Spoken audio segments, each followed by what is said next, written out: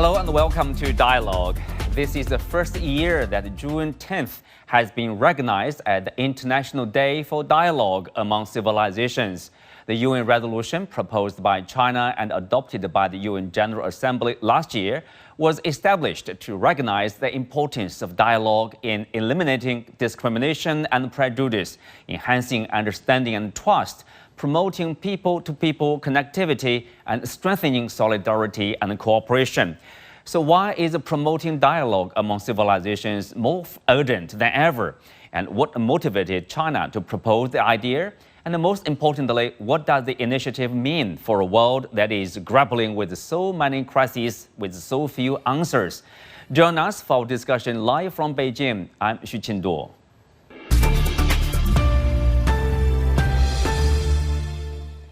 Joining me today are Jorge Heine, former Chilean Ambassador to China and author of The Non-Aligned World, Striking Out in an Era of Great Power Competition; Dr. Gao Zhikai, Chair Professor at Soochow University; Dr. David Bartosch, Distinguished Research Fellow at the Institute of Advanced Studies in Humanities and Social Sciences of Beijing Normal University at Zhuhai. Welcome to the show. Ambassador, I will start with you. So we have this for the first time. June 10th was recognized as the International Day of Dialogue among civilizations. Tell us the background, why we are having such a day and what does it mean to the international community?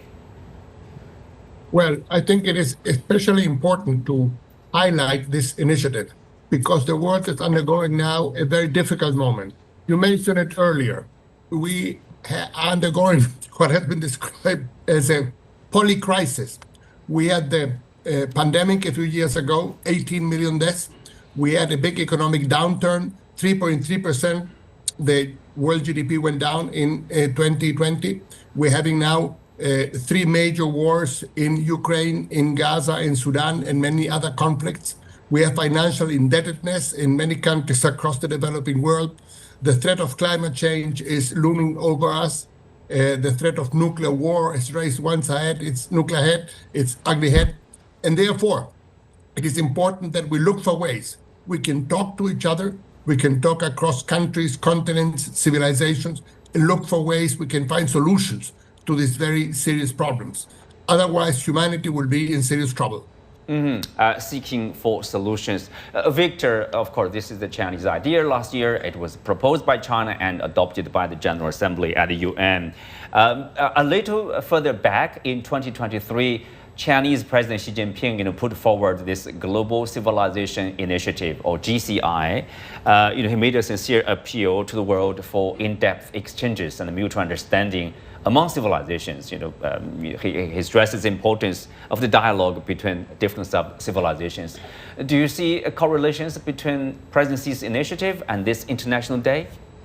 Absolutely. I think the International Day of Dialogue among major civilizations is the culmination of the promotion of dialogue between and among civilizations that China has been doing for quite a few years. And I think I agree with the ambassador, and it is absolutely necessary for us to promote dialogue, especially between and among civilizations, with the aim of minimizing conflict, confrontation, and war in particular, especially among major powers in the world. Because if it is not handled properly, major wars in the world will evolve into another world war, and because of the nuclear rage, it may get out of control and end up with Armageddon. So nothing will be more important than promoting dialogue between and among civilizations, because this will help us to rein in back the threat of war, especially total war, and promote peace and dialogue and cooperation between countries, among countries, especially between and among civilizations. David, Chinese Foreign Minister Wang Yi said in a speech marking the day that dialogue among civilizations is a bond of peace, a driver for development, and a bridge of friendship.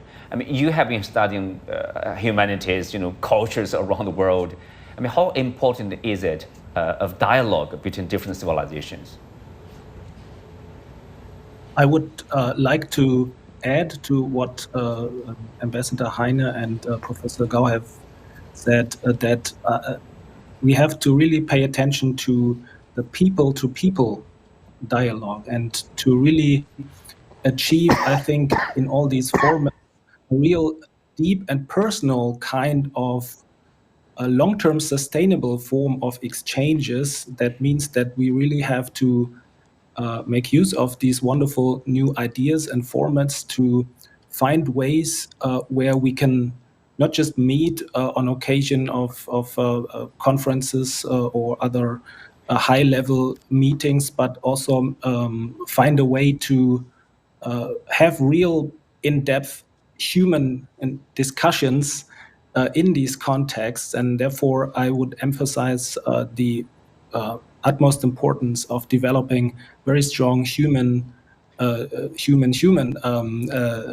people-to-people interactions and long-term perspectives. And this is also all the more important because we are also faced with another element that hasn't been mentioned yet. This is the rise of AI, right? And in this element, I think, in this context, human emphasis, the emphasis on the anthropological side is very important, I think. Right. I guess we'll touch more on that, rise of AI and also, you may say, retreat of globalization or even reversal of globalization. Well, Ambassador, it's not the first time to see proposals for dialogue among civilizations.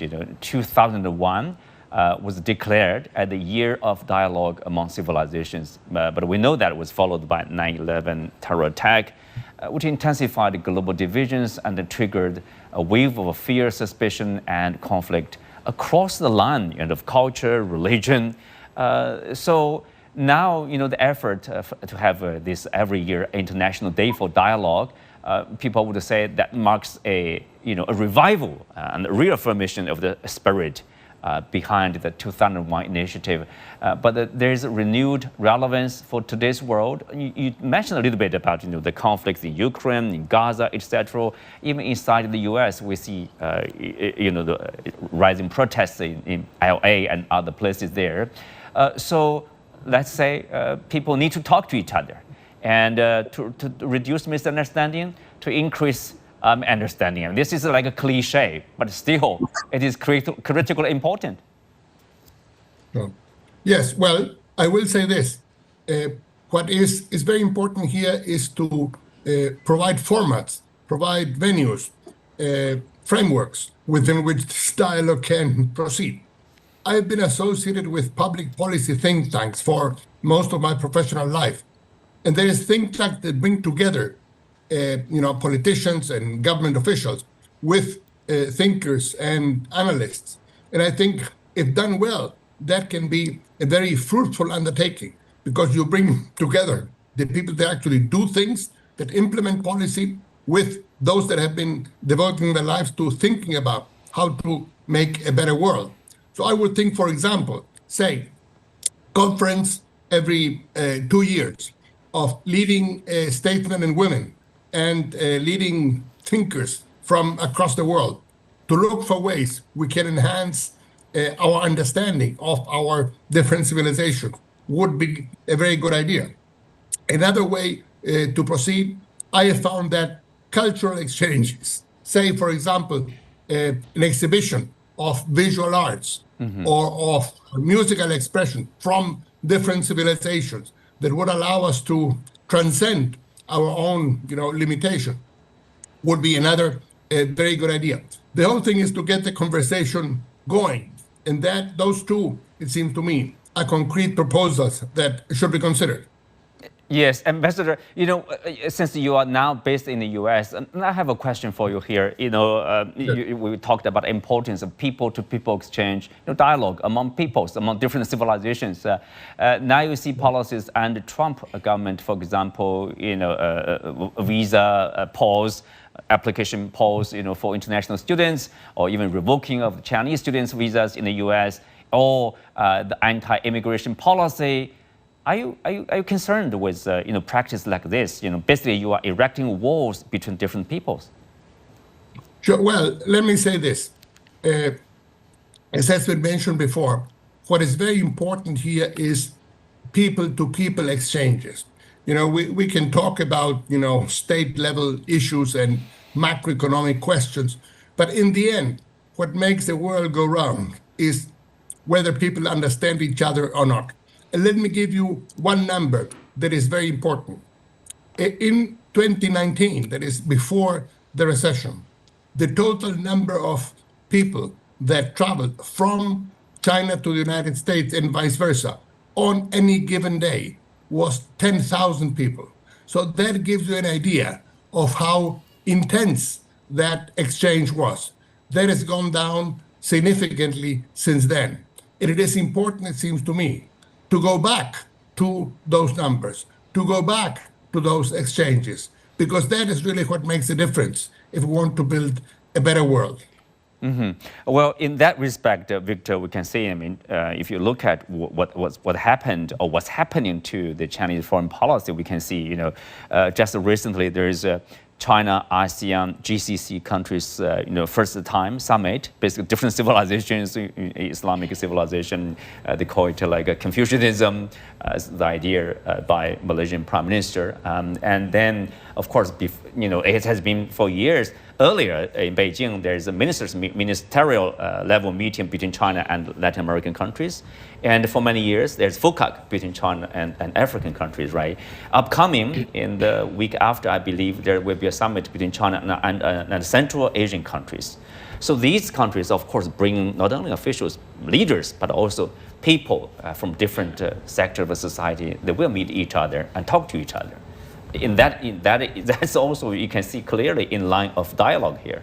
Well, I think these are typical examples of dialogue between and among civilizations that need to be promoted. On the other hand, let me make one point.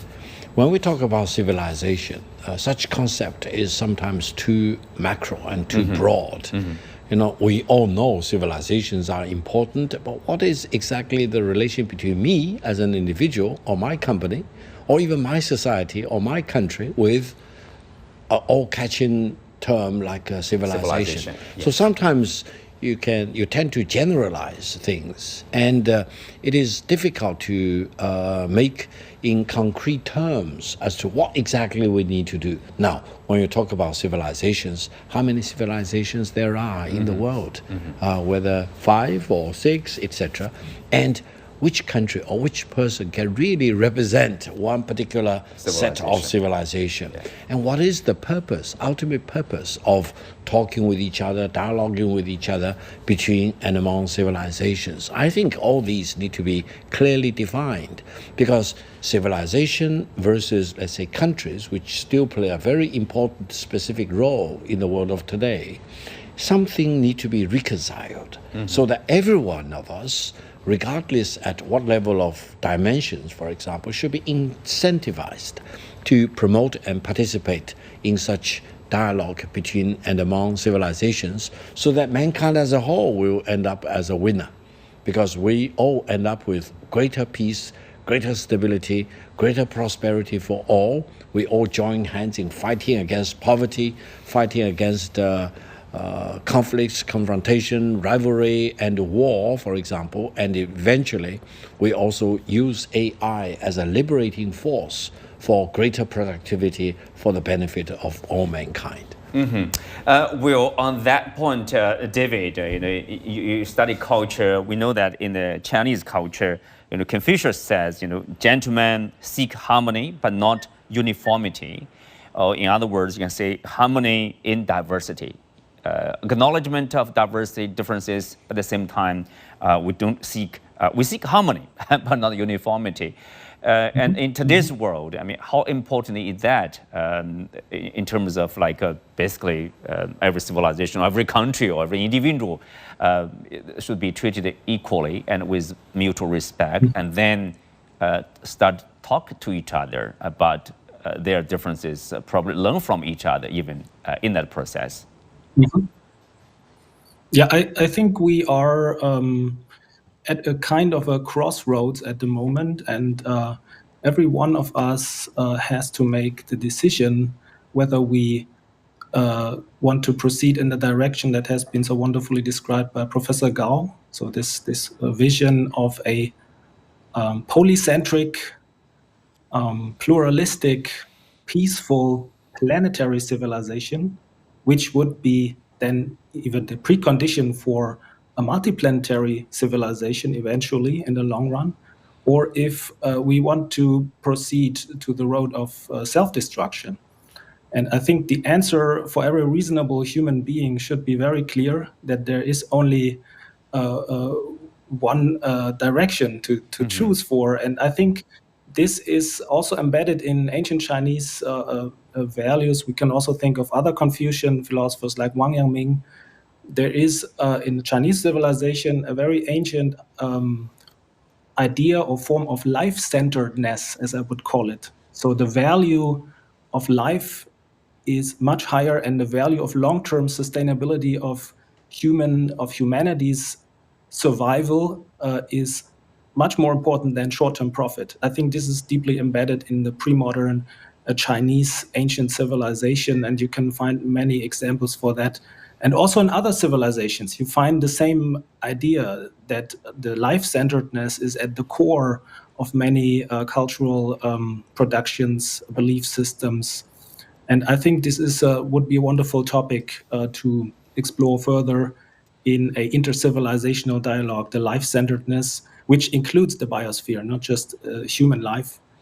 And I think this would be the saving force in this in this context and in this current problem that could lead us through this dangerous stage that we are actually, very dangerous stage that we are currently facing. Right. A very dangerous stage. Ambassador, as David said, I think a lot of people would say today, the situation, some people will use the words like a new Cold War, China and US, between China and US, or between China, Russia with the US versus the US. All great power competition. Some say, oh, this is a situation very similar to the time prior to the First World War. Obviously, that's not something we welcome. In your book, Non-Aligned World, you see striking out in an era of great power competition. I mean, I believe you agree with David. It is a very dangerous time, and dialogue probably is in particular necessary, at least for big powers, in particular for big powers. Absolutely. And now, what is important here to keep in mind is the following. We make, and you just indicated the parallel between what is happening now and the days of the Cold War. And obviously there are some parallels. But there is also a very important difference that we underscore in our book when we put forward the notion of what we call active non-alignment for the countries of the Global South, for the countries of the developing world.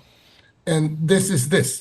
In the Cold War, you had competition between the United States and the Soviet Union. Those were the two big superpowers. But an important difference with today is that the Soviet Union was in many ways a very closed economy.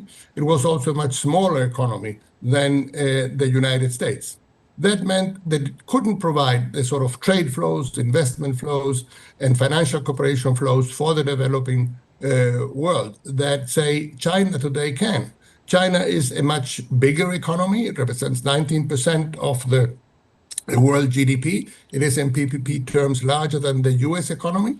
That means that it can provide those, financial cooperation and trade and investment flows that the Soviet Union could not. Therefore, the situation is quite different.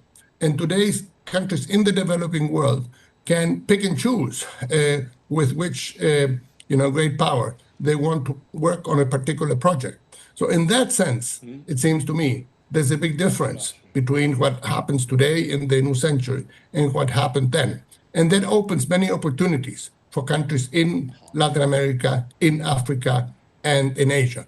And that is the argument that we make for what we call active non-alignment, which takes a page from the non-aligned movement of the 50s and 60s, but adapts it to the realities of the new century, in which we have, for example, South-South trade being higher than 50% of global trade. in which we have entities like the Asian Investment and Infrastructure Bank, like the New Development Bank, like the Latin American Development Bank, which did not exist then. So in that sense, it's a very different situation and one that opens many opportunities for the countries in the Global South. Yes, and of course, we said this is a very important time, a critical time, Victor. Of course, I mean, on the other side of this civilizational dialogue is, some idea very different from that. As President Xi once pointed out, no civilization in the world is superior to others, and every civilization is equal and unique. Civilizations have come in different colors, and such diversity renders exchanges and mutual learning among civilizations relevant and valuable. Of course, we do see, at least on the political level, some countries probably they see their practices or system, superior to others. They tend to lecture or even impose their system on the countries, or in a larger sense, probably civilization even. Obviously, is that workable? Is that the way to go in terms of, relationship among civilizations? Well, if we look at the world of today, it is true, absolutely true, that there are major threats to dialogue between and among civilizations, or even just against civilizations themselves. For example, certain country wants to put itself on top of the world. Certain country want to make itself great at the expense of many other countries. Mm-hmm. Certain country wants to throw a big wedge into free trade, which has really been liberating force for most of the countries in the world. So I think if you allow such dangerous forces to raise their dangerous heads, it will really threaten global peace and stability. But on the other hand, such forces actually make it absolutely more urgent for us to promote dialogue between and among civilizations. Why? Because ultimately and philosophically speaking, I think all of us need to recognize that we only have one Earth, and all of us belong to the same species, that is the Homo sapiens species. Mm-hmm. So we are all together. We are the same people, regardless of the colors of our skin or the background of where we were born, etc., the economic circumstances, etc. We are the same, and we are the same species. That makes it absolutely imperative for us to think big. From the Chinese perspective, we have a term called we think in terms of everything under the sun, for example, or under the heaven. So that gives you a universal perspective of what we need to do for mankind as a whole. I hope other countries, other people in different parts of the world will gradually also adopt this universal perspective, looking at the world as a whole, looking at mankind as a whole, and we think about doing things together, cooperation, collaboration, rather than confrontation, rather than gaining for myself at your expense. Zero sum. There is a lot of things we can do together. Mm-hmm. Yeah. But of course, this is happening at a time of, as I said, a retreat of globalization or even reverse of globalization. We used to talk about global village. It's easy to understand. It's like a small village. We are all on the, in the village on Earth, right? But nowadays, it's like every country somehow is on yourself.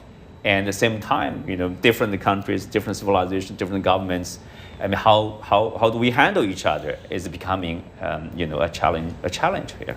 Absolutely. I think there is another big challenge. That is, certain countries have adopted hostile attitude towards international organizations like the United Nations, for example, WTO, WHO, and so many others, as if the enemy for mankind is these international organizations, whereas regardless, despite of their inefficiency in many cases, these are still beacons of light for mankind. Mm. So I think we need to overcome all the inefficiencies, for example, and rally mankind around such international organizations, especially the United Nations, so that they can rally mankind as a whole to move in the same direction, promoting global peace and stability and development for the benefit of all mankind. All mankind, yeah.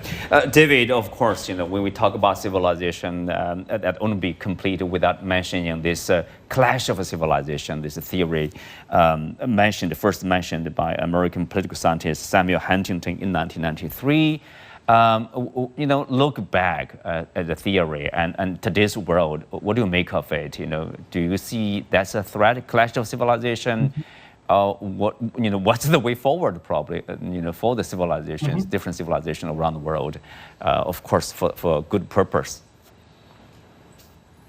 Now, first of all, I doubt that the so-called clash of civilizations is a real scientific theory, because it can neither be proven nor disproven. But in my view, it presents a dangerous opinion, because it might turn out as a self-fulfilling prophecy if we do not really pay attention to what is behind this idea. And in my view, if we look back at the histories of civilizations, we will find that belief systems, cultural elements have in many cases been the safeguarding forces to maintain peace or to create peaceful, stable, economically fruitful interactions between civilizations. So they are not actually elements that are supposed to clash. But of course, they can be employed or misused by economic interest and political interest, and then used to create friction between civilizations. But this is not, so to speak, the natural characteristics of culture and religions, if we really look deep into the matter. And I think for us, it would be important to think from a rather global and philosophical point of view about the question how to make interests complementary. So how to, of course, Ambassador Heine has mentioned this special feature of the Global South, and I think the Global South can play a very important role in balancing out the tensions that lead to true harmony. Because what is harmony? You always have a little bit of tension on a string. You need some tension to play music. Right. You have the string has a tension, but what we see today is many strings are breaking. So that means we have violent clashes and wars because the tensions are not properly balanced. Also, we can use other traditional terms like yin-yang, the Chinese yin-yang principle. And I think this is very important to consider how to make our interests complementary and to have a real in-depth discussion between all the civilizations, all the leading forces of all civilizations to really manage this problem and to develop space, to develop the new perspectives that we are actually also having at hand. There are a lot of positive new outlooks for humanity that we just have to grab and develop together, like we did in the past. And our past is a shared historical past of interaction and mutual learning, and this has to continue, of course. Otherwise, we will end up badly, right? Yeah, how can we do that, David? Very briefly, for example, if maybe like the U.S., the idea is like we want to maintain and continue our global supremacy, and what can other countries do, to have a dialogue over that point? I think there are many elements to consider. One would be, and I already mentioned it a little bit, one would be the element of long-term sustainability, but not in an economic sense or a mere social sense, but also in relation to life as a planetary manifestation, a phenomenon of our planet. Yes. We are part of life. We are part of a very well-balanced 5 billion year old planetary system. Yes, something for our viewers to think about, probably. On that, we are coming to the end for today's show. Many thanks to our guests. You can also find us on the CGTN app on YouTube. Xu Qinduo, thanks for being with us. See you next time.